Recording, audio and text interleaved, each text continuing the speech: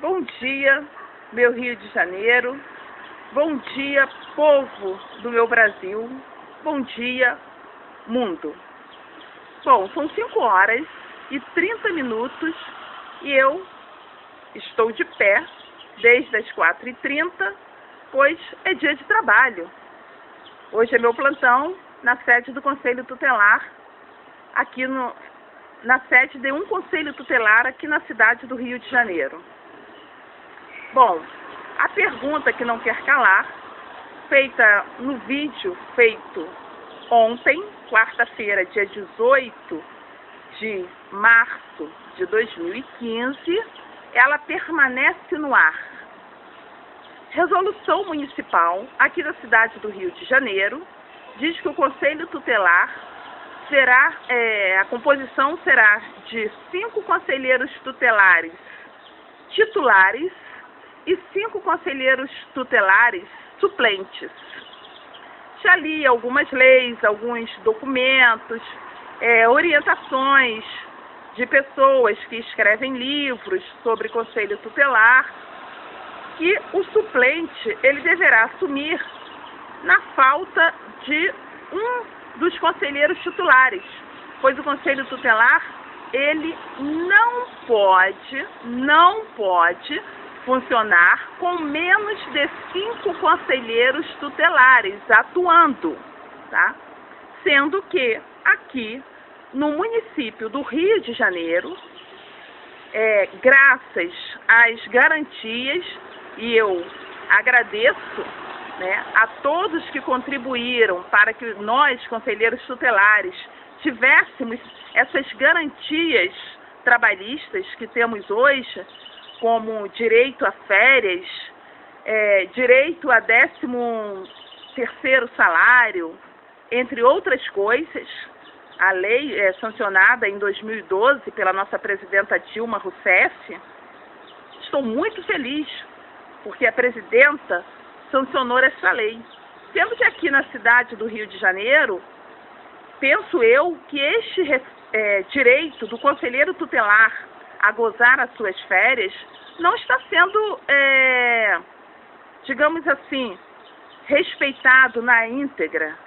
Desculpe-me se esta palavra não é a mais adequada para o momento, mas penso eu que não é por aí, né? Não está sendo, talvez, respeitado na íntegra a partir do momento que o conselheiro tutelar titular entra em gozo de férias e o município não convoca um suplente para assumir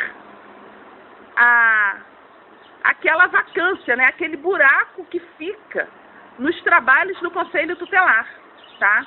Ou seja, esta vacância que fica quando um conselheiro tutelar titular entra de férias vem sobrecarregar os 4 conselheiros tutelares que permanecem trabalhando. Porque, além de termos que dar conta dos casos de nossa referência, pois cada conselheiro tutelar, tá, vale ressaltar que os casos do conselho são de todos os conselheiros tutelares, são do colegiado. Sendo que cada conselheiro tutelar, ele fica como referência de um caso, ou seja, fica atuando mais diretamente naquele caso, fica responsável por ter que responder o MP, fica responsável em fazer visita domiciliar quando necessário, fica responsável em ir até a casa da pessoa, convocá-la para comparecer ao conselho tutelar. Isto tudo fica a cargo do conselheiro tutelar de referência do caso.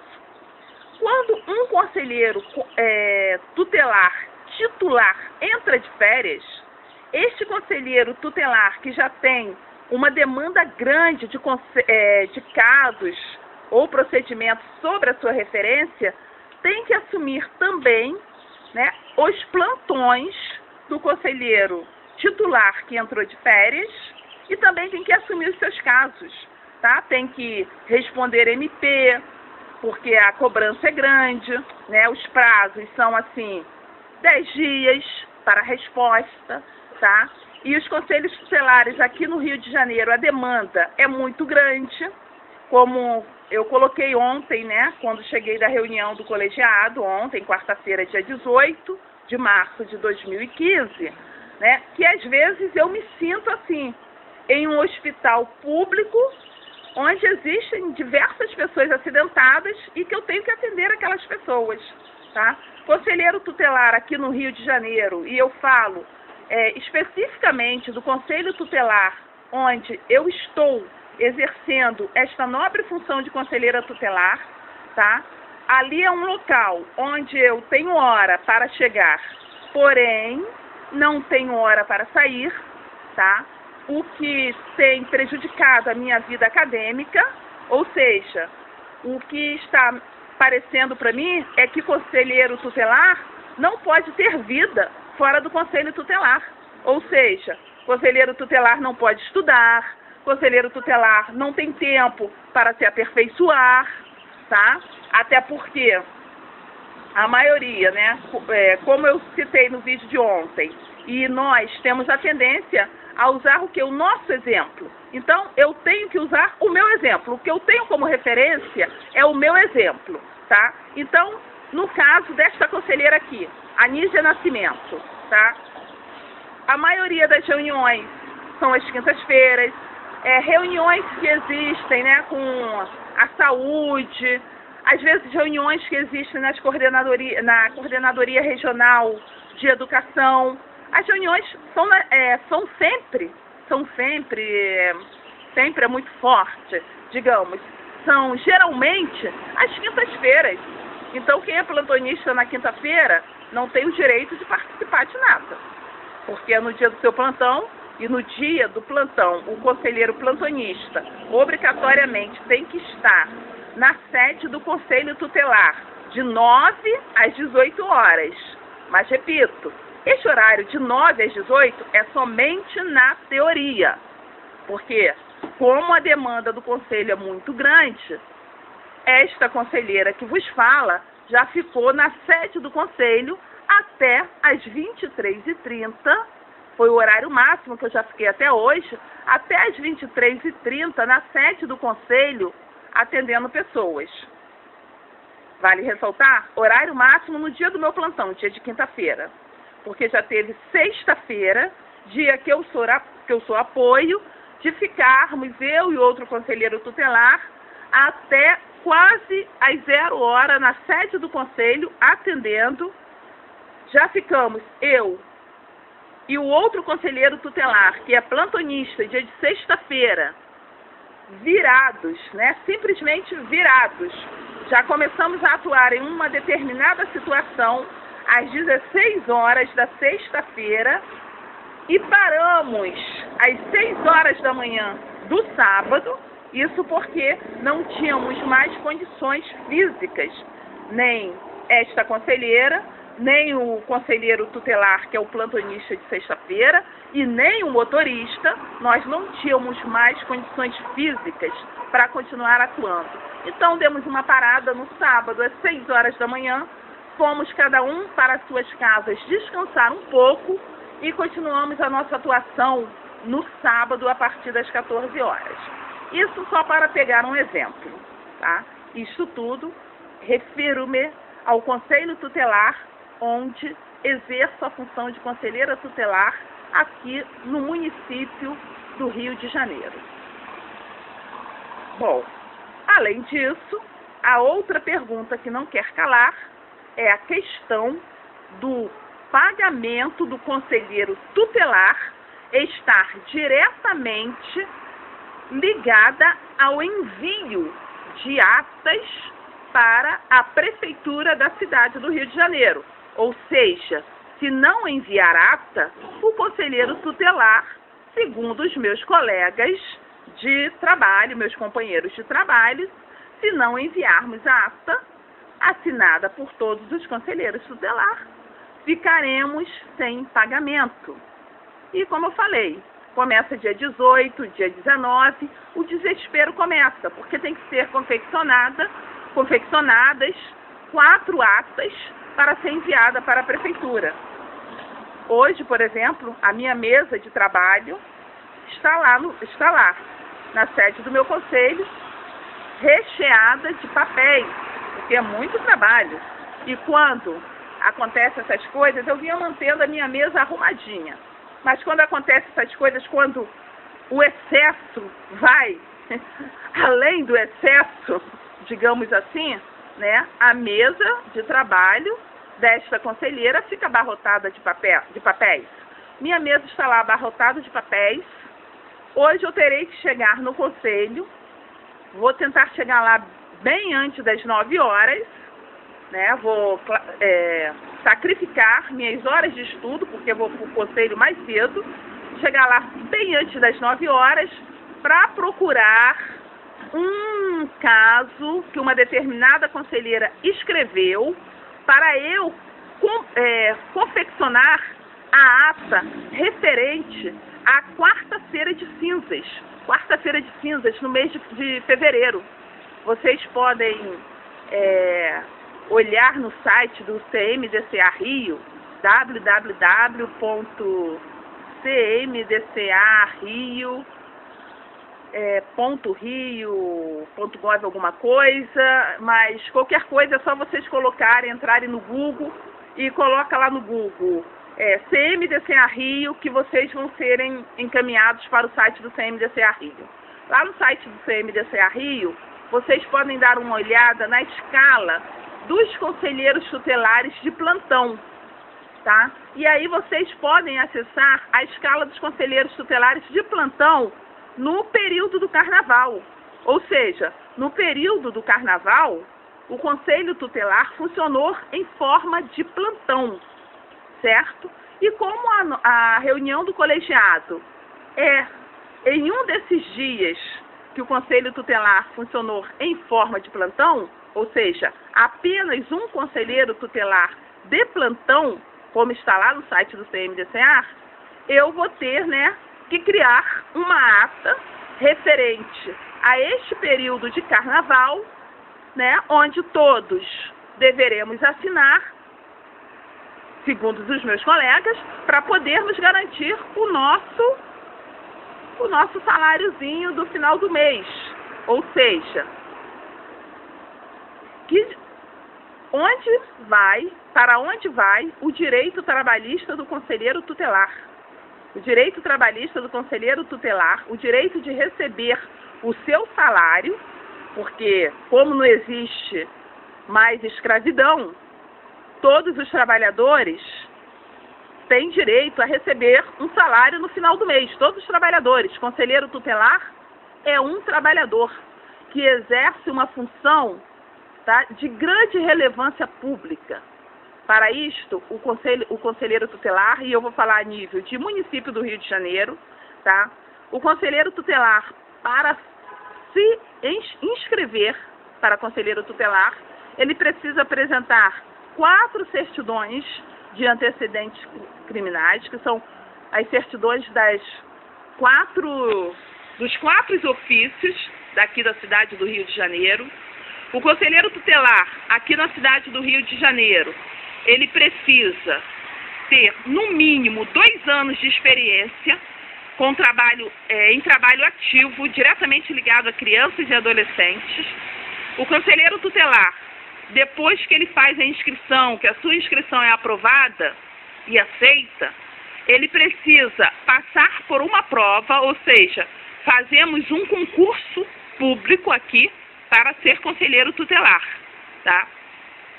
Depois disso, o conselheiro tutelar tem a fase mais difícil, que é a campanha, tá? Precisamos fazer campanha sozinhos, cada conselheiro tutelar faz a sua campanha como pode, pois precisamos angariar votos para assumir como conselheiro tutelar aqui na cidade do Rio de Janeiro, tá? E aí depois que assumimos como conselheiro tutelar, precisamos todo mês, para ter direito a receber o nosso salário ou os nossos proventos, não sei se eu posso falar assim, mas apesar de acreditar que proventos é só no caso do funcionalismo público, né, funcionalismo público no sentido daquelas pessoas que fizeram concursos e são funcionários públicos efetivos, tá? Nós temos que, além de tudo isso que eu falei, ter que atender uma demanda muito grande de pessoas na sede do conselho, ter que fazer notificação, porque no conselho tutelar onde eu trabalho é o conselheiro tutelar que faz tudo, tá? O conselheiro tutelar que digita a notificação, que sai para entregar a notificação na mão das pessoas, tá? É o conselheiro tutelar que faz tudo. Então, o conselheiro tutelar tem que fazer a notificação, o conselheiro tutelar tem que digitar ofício para a MP, digitar ofício para a Defensoria Pública, digitar ofício com relação à transferência de conselho, etc. Além de termos que fazer isso tudo, temos que estar também preocupados em confeccionar atas para enviar para a prefeitura, pois, segundo os meus amigos de trabalhos, que são conselheiros mais antigos do que eu, tá? Todos no conselho tutelar onde eu sirvo, onde eu trabalho, onde eu estou conselheira tutelar, são mais antigos do que eu. Segundo eles, se essa ata não for enviada, ficaremos sem pagamento.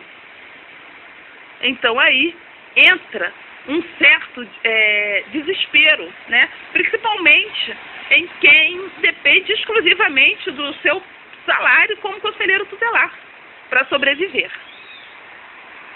Eu, Anísia Nascimento, estou pedindo esclarecimento. Por favor, promotores de justiça, juízes, advogados, ajude-me, porque eu estou precisando de esclarecimento com relação a estas coisas que acontecem aqui na cidade do Rio de Janeiro e que eu, Anísia Nascimento, na minha santa ignorância, como dizia minha avó, santa ignorância, eu, Anísia Nascimento, não estou entendendo. A minha cabeça não está conseguindo entender estas coisas. Até porque já li a Constituição várias vezes, já li CLT, né, já passei em concursos públicos, né, já assumi cargos públicos, né, sou concursada de algumas cidades, né, aqui do estado do Rio de Janeiro, e nunca vi tal coisa.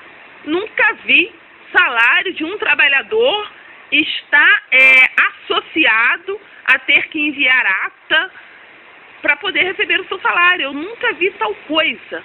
Eu estou precisando de ajuda. E uma outra coisa também, conselheiro tutelar não tem direito a estudar, conselheiro tutelar não tem direito a aperfeiçoar-se.